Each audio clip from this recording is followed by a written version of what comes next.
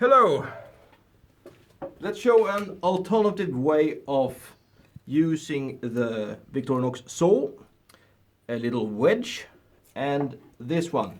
So instead of doing the batoning and going hard on the wood itself, let's use the saw and cut a little groove. You need to go down a little while into it.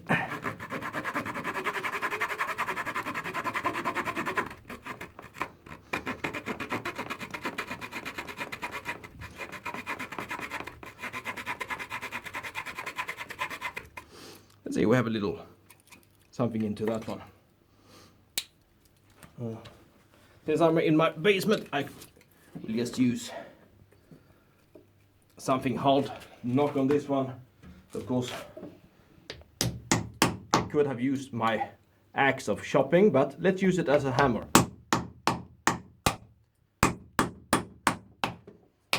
And look, I use the saw to cut the wood.